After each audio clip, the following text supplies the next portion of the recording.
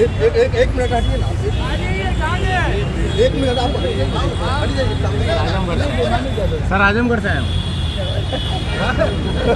रामपुर वाले हैं भाई। ना अपने बच्चों को खिलाया, ना हमारे वालिद ने हमें खिलाया। सर आज डेट जो है नहीं बोलते हैं 15 जून की डेट, क्योंकि सब बच्चों ने इंटरव्यू ले लिया था और ये सब जाहिर है मेरे बच्चों ही जैसे हैं। अगर मैं आपसे अलग से कोई बात कहूँगा तो इनके साथ नाइंसाफ़ी होगी। Thank you sir. बहुत शुक्रिया। लेकिन चुनाव क्यों हार जा रहे हैं रामपुर मैडम साहब? मुंह नीचे करना। Are you joking?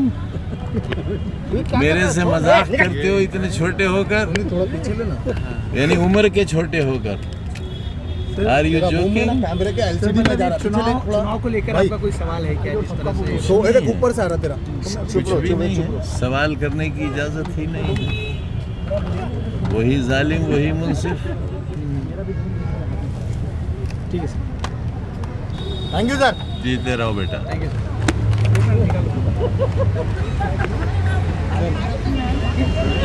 हो गया चलो। देखिए, सेंट्रल वक्फ काउंसिल की तरफ से मैं प्रभारी था उत्तर प्रदेश का 2016-17 में, जब ये मंत्री हुआ करते थे। तो हमने रिपोर्ट बनाई थी और बताया था कि देखिए जिस तरीके से जो है उत्तर प्रदेश में वक्फ का बंटाधार किया गया है और घोटाला किया गया है, उसमें सीबीआई की संतुति प्रस्तुत किया था। उस सीबीआई की इंक्वायरी के खिलाफ आजम खान ने हमारे ऊपर पर्सनल और अनर्गल आरोप लगाए थे। उसकी वजह से हमने इनको डिफेमेशन का केस फाइल किया था 101 करोड़ रुपए का। उसकी आज सुनवाई थी जिसमें इन्होंने अपने देश से दोषित होने से मुकर गए हैं और अगली तारीख रखी गई हुई है 15 जून। आपने रिपोर्ट में क्या ऐसा तैयार किया था? पहला सवाल। और दूसरा सवाल, उस रिपोर्ट के वजह से आजम खान ने आप पर क्या पर्सनल कमेंट किया? रिपोर्ट में पहली बार ऐसी कोई report section 96 of Waqf act में बनी थी, जिसमें कहा गया है कि दुनिया में सबसे ज़्यादा वक्फ की प्रॉपर्टी किन्हीं कारणों से भारत देश में है।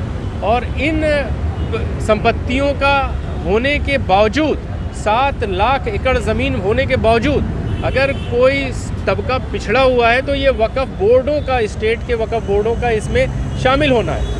और उत्तर प्रदेश में चूंकि आजम खान वक्फ बोर्ड के खुद मेंबर थे 1984 से लेकर के 88 तक वक्फ के मंत्री थे। उसके बाद में इनकी पत्नी वक्फ बोर्ड की मंत्री वक्फ बोर्ड की मेंबर थी और इन्होंने खुद यूनिवर्सिटी वक्फ की ज़मीनों पर बनाई हुई है। लिहाजा इन्होंने वक्फ बोर्ड का खुद बहुत बड़ा घोटाला किया हुआ है और उसमें सीबीआई इंक्वायरी हो। इन सभी बिंदुओं के ऊपर हमने प्रधानमंत्री कार्यालय को भी अपनी रिपोर्ट भेजी थी। उससे ये बहुत ज़्यादा तब गए थे, गुस्से में आ गए थे। इन्होंने अपने दोस्त, मैं ऑन द रिकॉर्ड बोलता हूँ, दिग्विजय सिंह से मेरे खिलाफ लेटर लिखवाए थे और तमाम और दोस्तों से मिलकर के एक माहौल बनाया था और उसके बाद में बताया था कि एजाज नकवी को ऐसा प्रस्तुत किया जाए कि एजाज नकवी आरएसएस के प्रो हैं, कौम के मीर जाफ़र हैं, आतंकवादियों के वकील हैं और ये सहानुभूति नहीं रखते हैं देश के साथ में। एक ऐसा माहौल था, जबकि ऐसी कोई बात नहीं थी। मैं हमेशा से सच्चाई के साथ में खड़ा था और सेंट्रल वक्फ काउंसिल की रिपोर्ट में भी सच्चाई के साथ में था। इसी वजह से माननीय योगी जी प्रधानमंत्री जब बाद में जब लेटर आगे बढ़ाए तो उसमें सीबीआई की इंक्वायरी हुई और तमाम केसेस जो मैं बता रहा था कि इन्होंने घोसियान में गरीब औरतों को, मजलूमों की चोरी किया है, बकरियों तक चोरी कर लिया गया है, नट समाज की जो वक्फ की ज़मीनों पर अपना घर बना के रहते थे, तो उसमें भी इन्होंने नकारा था। लेकिन उसमें भी एफआईआर दर्ज हुआ और सब में ये सुप्रीम कोर्ट तक गए। सुप्रीम कोर्ट ने इनकी सभी पिटीशन को डिसमिस किया और हो सकता है कि जल्दी 2-4 महीनों के अंदर में सब में सज़ा भी हो।